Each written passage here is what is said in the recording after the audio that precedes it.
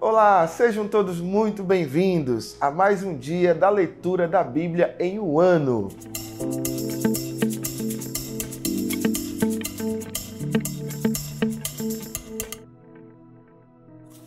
Hoje iniciamos o dia 6 e 3 textos da Palavra de Deus. O primeiro, o livro de Gênesis, capítulo 12, um texto fantástico da Palavra de Deus. Um texto onde é a base de muitas outras histórias que vão estar vindo na sua sequência. E o entendimento de Gênesis capítulo 12, a importância da Palavra de Deus, é justamente o início. Você sabe, ou você pode estudar e buscar mais informações, pesquisando, sobre as dispensações que existem, ou seja, períodos de separações, onde foi feita a sua organização de tempos, que nós, os seres humanos, vivemos e da ação de Deus desde a fundação do mundo.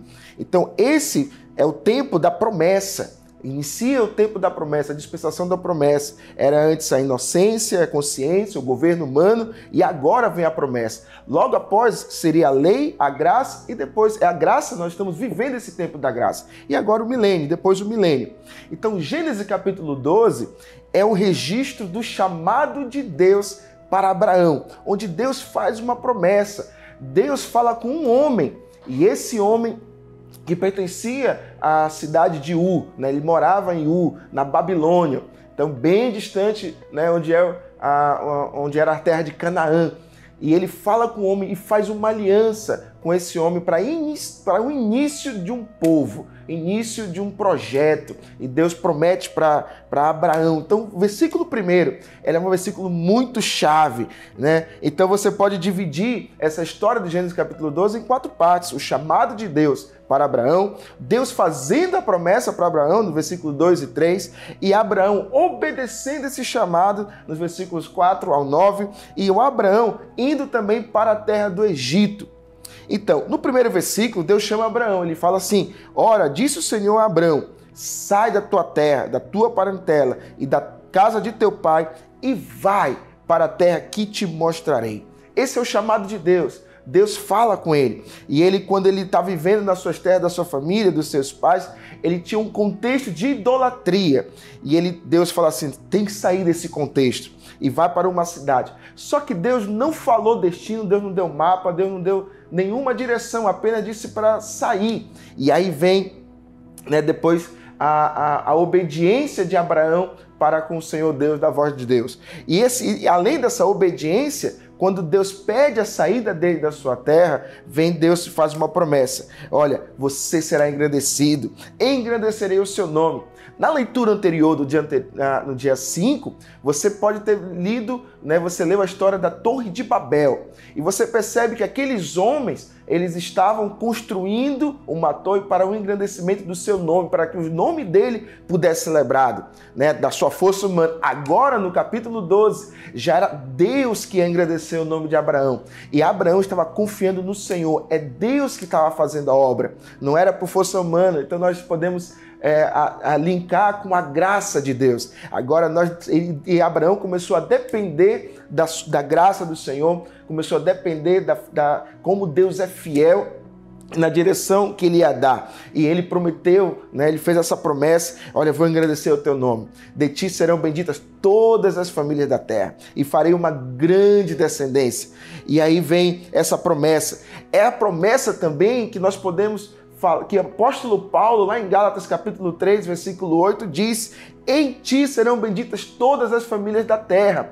Esse em ti, já no tempo da graça, no tempo de que nós estamos vivendo hoje, depois da vinda do Senhor Jesus, então esse em ti, nós podemos trocar para dizer: em Cristo Jesus serão benditas todas as famílias da terra. Então, você que está nos ouvindo e lendo essa passagem, essa palavra chega até o dia de hoje para nós, para você, para mim. Então, no Senhor Jesus, nós seremos muito abençoados. E aí vem a outra parte, que Abraão obedece à palavra de Deus.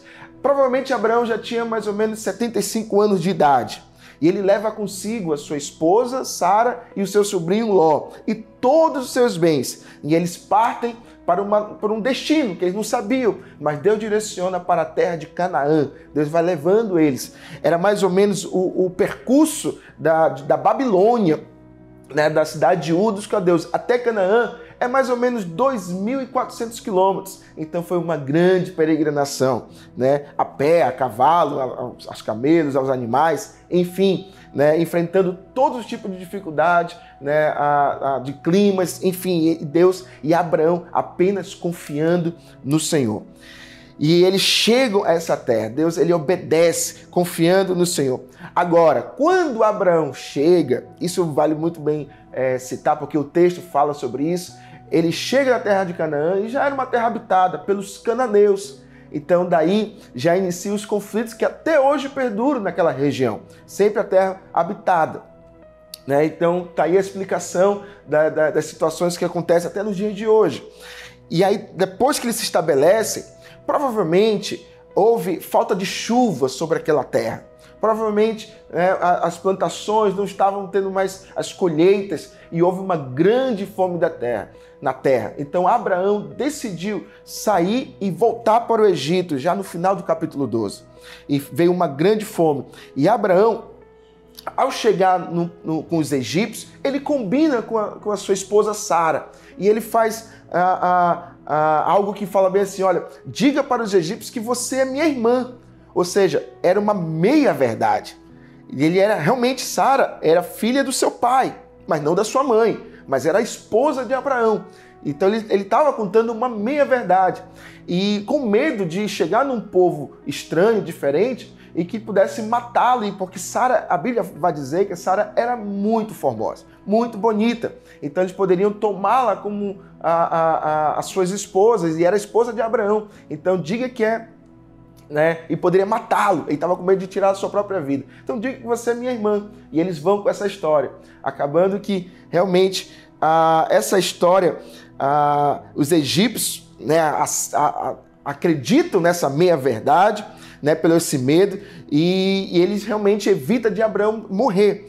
Porém, Deus castigou os egípcios por causa dessa situação, porque Abraão era marido de Sara. Né? E o faraó vem em confronto no final do capítulo, e aí é quando ele despede do Egito, né? Manda embora com tudo que possuía, né? Ele abençoa eles e eles saem, né? E retornam para a terra de Canaã. Então esse é o capítulo de número 12, um capítulo muito chave para todas as outras histórias que virão a seguir da palavra de Deus.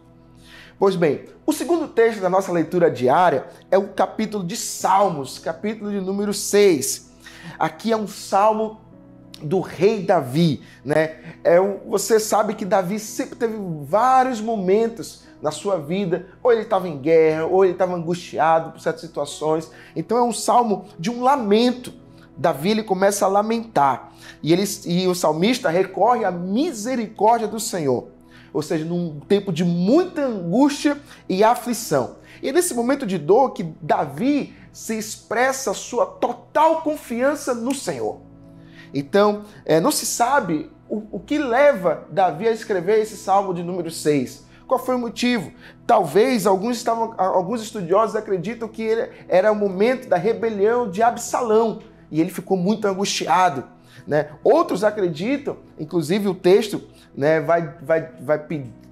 demonstra muito isso, que Davi estava enfrentando uma grave enfermidade, uma enfermidade mortal, né? Então nós podemos dividir esse texto em duas partes: a dor do desespero sendo apresentada, né, a Deus, e a alegria de um grande livramento e a confiança no Senhor. Percebe que no versículo 3, nesse salmo, há um abalo tanto físico quanto emocional, que ele fala bem assim: até quando? Até quando? Você vai perceber que essa frase sempre vai estar repetida em alguns outros salmos de Davi. Então depois que eu vou usar esse termo, há uma reclamação, uma indagação, né? Mas essa reclamação daqui a pouco ele muda. O texto muda de forma muito surpreendente. Do desespero a uma coragem, do sofrimento a uma alegria. Ele tinha certeza que Deus ouviria a sua oração. É isso que eu e você nós podemos, né? Nós somos passíveis de qualquer circunstância, né? Qualquer dores, mas lembrando sempre que nós estamos confiando no Senhor. E Deus, Ele não esquece de nós. Ele ouve as nossas orações. Esse é o contexto do Salmo de número 6. E agora, vamos para a terceira leitura, né, desse nosso devocional diário. Está lá em Lucas, o Evangelho de Lucas, capítulo 8, do versículo 1 ao 25. Nesses trechos, né, de 25 versículos, nós podemos dividir em 3 momentos da vida de Jesus e 2 parábolas. Né? E o primeiro momento é a explicação das mulheres que assistiam a Jesus. E aqui é um fato muito curioso. Você sabe que essa sociedade dos judeus era uma sociedade muito voltada somente para os homens onde tinham suas posições, mas aqui Jesus olha para a posição da mulher, deixa muito claro a postura das mulheres, como Jesus valorizava as mulheres, como elas se sentiam úteis, como elas se sentiam acolhidas, como elas se sentiam amadas. Esse texto mostra claramente o papel da mulher, como é importante dentro do Evangelho. Jesus, né, realmente demonstra isso. E Jesus deu a sua devida importância. Tanto é que na ressurreição, quando Jesus ressuscita dos mortos, quem são as primeiras pessoas que Jesus aparece? É para as mulheres. Né? Muito interessante como Jesus olhava para todos, sem distinção. E essas mulheres que não tinham valor na sociedade, mas elas puderam encontrar esse valor em Jesus Cristo. E elas assistiam a Jesus, até com seus próprios bens. Então, olha o papel fundamental da mulher no Evangelho. Depois vem 2 parábolas. A parábola, você sabe que eram simbologias, às vezes não eram histórias reais, eram histórias fictícias, para poder fazer uma comparação do reino de Deus. E aí vem a parábola do semeador. Essa parábola do semeador, e até algumas palavras não eram tão explicativas. Jesus não explicava tanto, ficava no enigma da simbologia. Mas essa parábola há uma explicação. Jesus fala uma parábola e depois Jesus explica o que ele quis dizer. E na parábola do semeador, Jesus explica que há diversos ouvintes e que cada um traga a mensagem de forma diferentes, mas apenas aqueles que ouvem, guardam e praticam são considerados aptos para o reino de Deus. Então essa semente, a semente é da palavra. Se nós realmente ouvirmos, guardarmos e praticarmos, então nós estaremos praticando o reino de Deus. É isso que Jesus estava falando na parábola e na sua explicação. Depois vem uma segunda parábola, a parábola da candeia, ou seja, de uma vela num castiçal. E ele vai dizer o seguinte: essa luz dessa vela, ela não pode ficar escondida. Ninguém esconde a luz, ninguém pode colocar debaixo, né, e esconder essa luz. Lembra de Mateus? No texto de Mateus fala que nós somos a luz do mundo. Então o Evangelho chegou em nós e acendeu essa luz. E essa luz nós não podemos escondê-la. Né? Essa luz nós não podemos apagá-la, já acendeu. E também ele vai comparar sobre o pecado como algo oculto, aquilo que nada vai ficar oculto, nada vai ficar escondido. Então tudo será revelado, porque chegou a luz de Jesus. Então essa é a parábola da candeia. Logo em seguida, nos outros 2 momentos, vem a família de Jesus. Aqui é um texto muito claro, quando fala da sua mãe Maria e dos seus irmãos. Jesus tinha irmãos, né? E Jesus veio de Maria. E acontece que parece que Jesus rejeita, mas Jesus não rejeita a sua família. Ele apenas está dizendo o seguinte no final: ele não rejeita a sua família de sangue, mas demonstra que todos nós precisamos ouvir e praticar a palavra de Deus. Então, há um reconhecimento bíblico da família de Jesus, né? Existe algum contexto, algumas falas que dizem que não, Jesus, a Maria era virgem, né? E ela realmente concebeu Jesus virgem, mas depois ela teve seu casamento, teve a sua família e teve seus irmãos. O texto prova a família de Jesus. E o último momento dessa nossa leitura, desse nosso dia 6, é Jesus acalmando a tempestade. Que fantástico! Esse é o momento de um grande milagre de Jesus. Aqui mostra, né, nessa leitura, que a natureza obedece à voz do seu Criador, de Jesus Cristo. É o relato de Jesus acalmar a tempestade, e eles estavam desesperados. Realmente, aquele barco ia a pique, mas a natureza se submeteu à autoridade de Jesus, e não há nada que Jesus não possa fazer. Graças a Deus, chegamos ao final dessa leitura. Espero que você continue, não desista, não pare, persista. E fica o recado, não deixe de compartilhar esse vídeo. Inscreva-se no canal, coloque o sininho, aperte o sininho para as notificações e compartilhe esse vídeo para muitas pessoas, que a palavra de Deus possa chegar a muita gente. Que Deus te abençoe.